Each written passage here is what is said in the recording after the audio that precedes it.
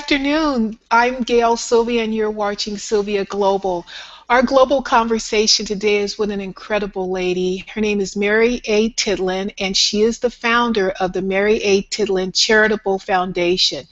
And as part of our celebration here at Sylvia Global Media Network, as a part of our celebration for the International Day of the Girl Child, we are featuring women and girls who are doing extraordinary work around the world to support girls.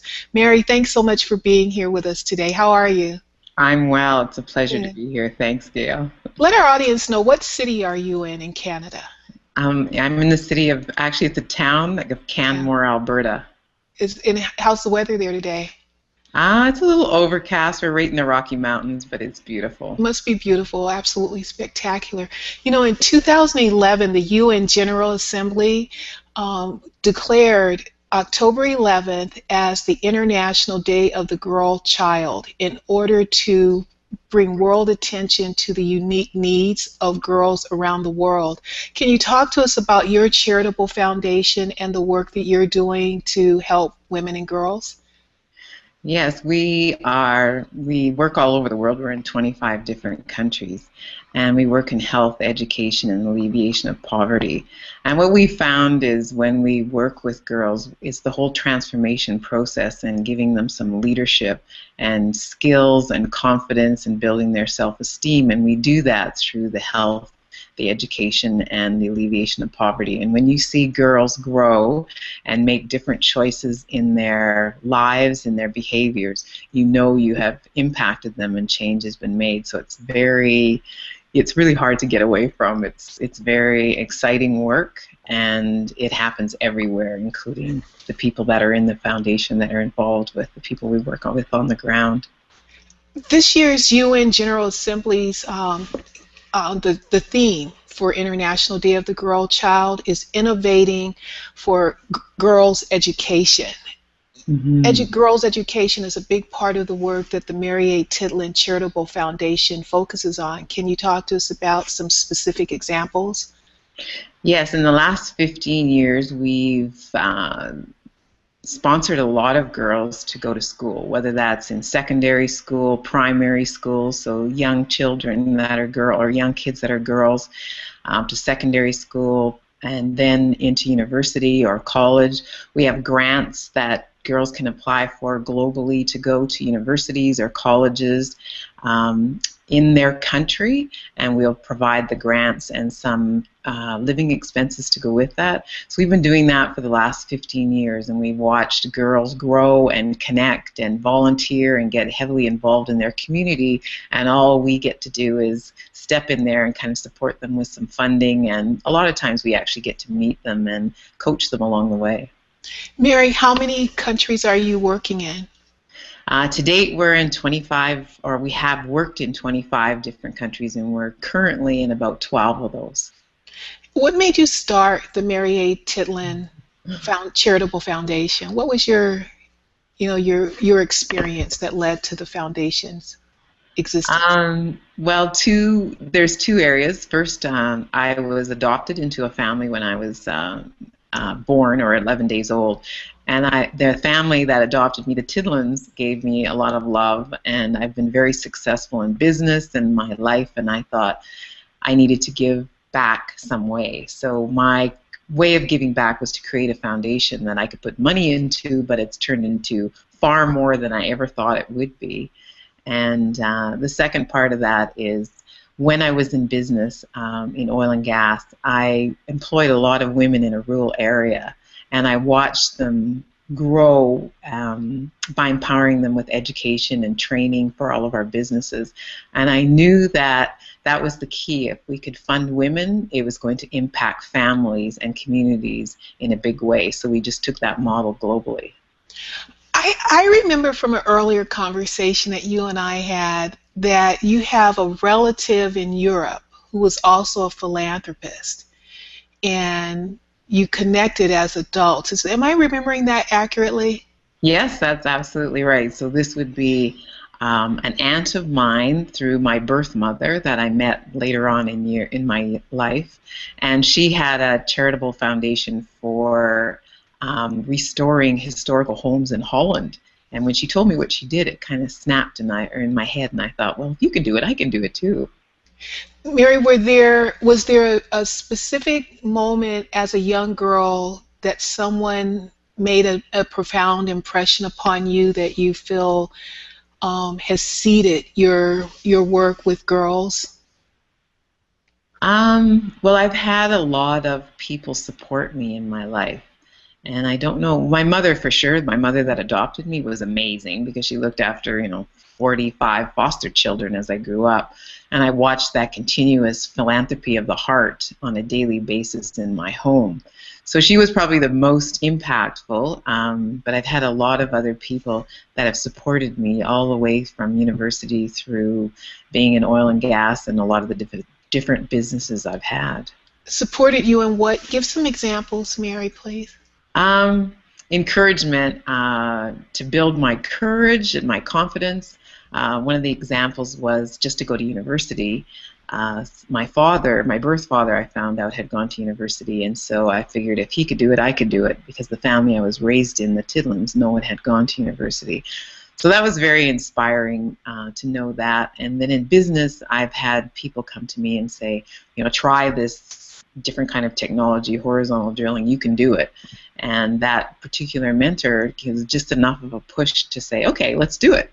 And we were able to. So it's a wide variety, but it's that confidence and inspiration that keeps you going and gives you the courage to try something new and to grow and to help others grow with you or with me.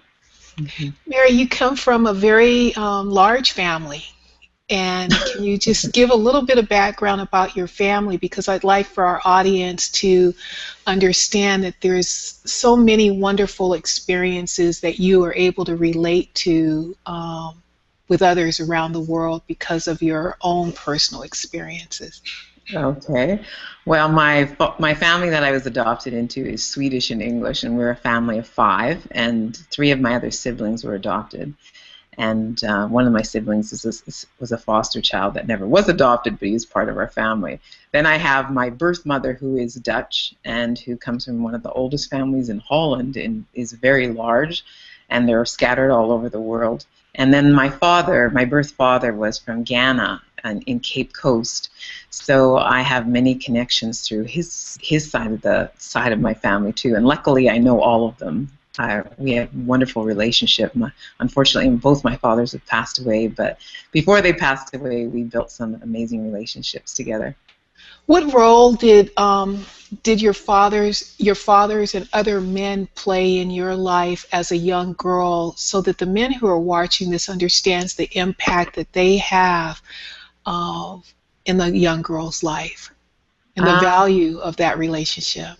Yeah, it was very important. My father was a very patient, loving, kind, quiet man that always had time for us to play with, to do anything, to listen. He was always a listener and always game to do anything with us. So he was a role model to me. He respected us, and he treated kids, even though I was a young girl and a lot of times out of control. He always respected us and kind of gave us some guidance as to what worked and what didn't work in a very gentle way. And then my birth father, of course, because he had gone to university, was an inspiration and always was after I met him. I've had business partners that are male that have been behind me and supported me and encouraged me in what I do, including outside business partners that we drilled with that gave me the same kind of support. So all along the way, including my brothers, who sometimes were a little bit challenging at times, but I've always had a lot of support from men. I have tons of respect for men. Love them. Yeah. You love them too. You made reference to a period of being out of control. It is a part of growing up for many of us. There's this stage. Just describe that a little bit more, because I want the girls and the parents who are watching this broadcast to know that hope is not lost. When they're having those experiences of feeling like life is out of control or the child is out of control. Well, I luckily, in many ways, my parents were quite religious, and we were raised in a very strict household. So there were rules that we needed to abide by, and because of those rules gave me some guidance as to how far I wanted to go in life. And this is mainly in my teen years that I was really testing my boundaries, my parents' boundaries, and of course, I was adopted, so I'm not in my genetic pool. I'm in another genetic pool, so there's always that testing that goes on. But luckily, the framework that I was raised in kept me in, I would say in some households I wouldn't be considered out of control, but in the one that I was raised in, I know I was challenging for a period of time. But because they gave me the values and what really meant a lot to myself and to the family and to other people in life and how to treat them, I soon grew out of the wildness and calmed down and kind of went to university and started cultivating all kinds of different programs and getting involved in the community. Social impact is a big, a growing discussion, especially in the area of impact for women and girls and philanthropic donors. What kind of impact do you want to have associated with the legacy of the Mary A. Tidlund Charitable Foundation? This is a good question. The empowerment, I would say, of people, but in particular women and girls. When women can make decisions freely and act on them and have the courage to follow through on them, that to me is when I know that we've been impactful in any way that exists, whether it's in North America where we have so much in abundance and women move into different positions of power in their families or in their work, and also abroad when we work with some of the women that have nothing materially like we have. They are very, very poor, but they make choices that are empowering to them, and I know that we have impacted them. Mary, talk to us about the team that helps make this work possible for you around the world. The team? Yes, your team. Yeah, Who are the members of your team? I know you have an incredible team. Yes, it's always we. We have a huge team from 175 volunteers and a very small staff pool. We get people engaged, we get donors engaged, and we get life to philanthropic dollars so that they're actively engaged, they get to see where it goes, they get to be part of it.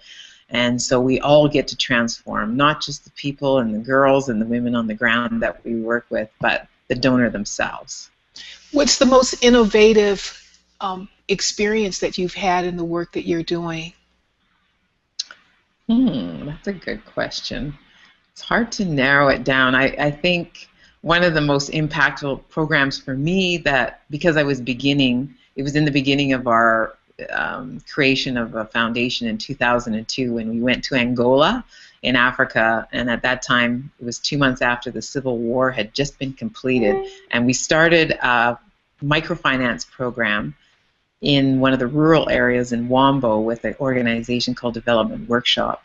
And it was mainly for women because that was all that was left because of the war, were women and kids.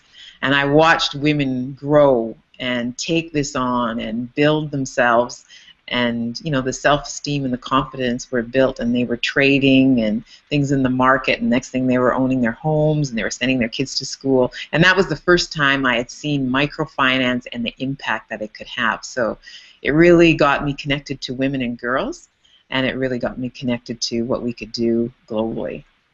How do you know when your work is done in a community? Well, it's easy to see when a community is up and running and they're functioning on their own, they do not need us anymore. When they don't, when the skills have been transferred or they have been empowered, then we can go. And we've had many programs like that. It's always sad to go, but it's a heartfelt experience because it's time. It's time. What countries are you focused on right now?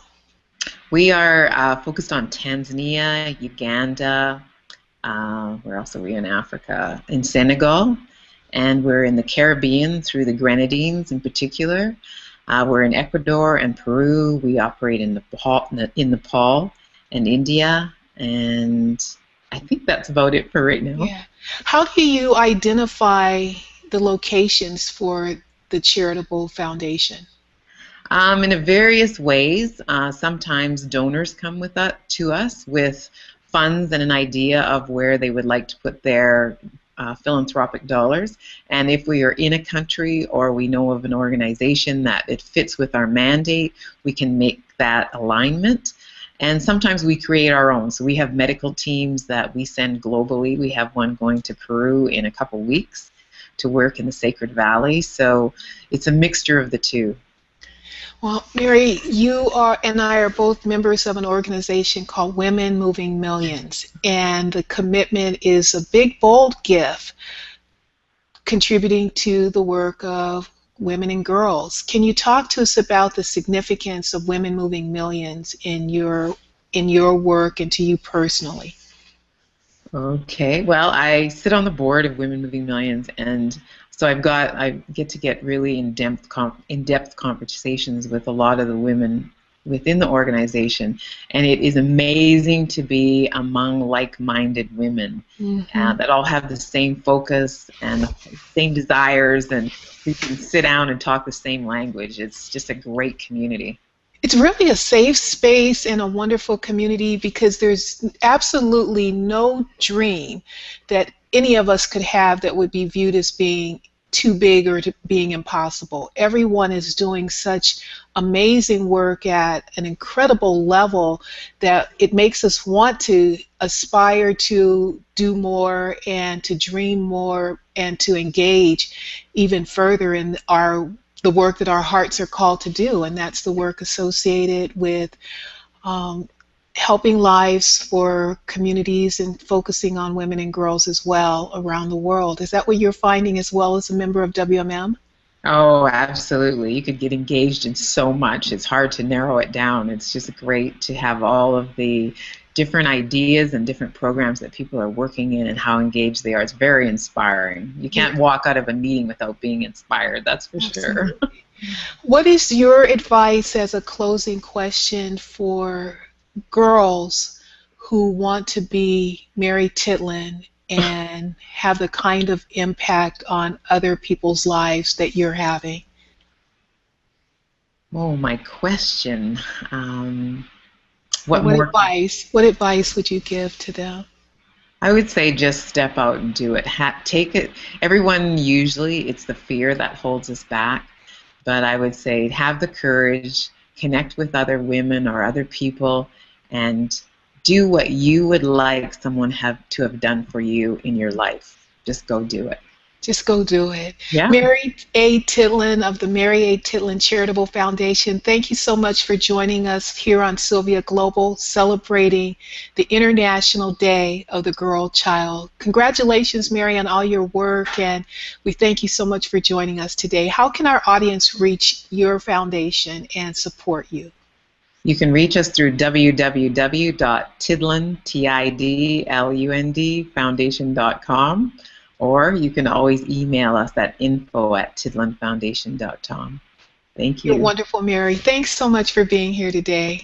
Oh, thank you. Thanks for joining us here on Sylvia Global Media Network. I've been your host, Gael Sylvia, on Global Conversations.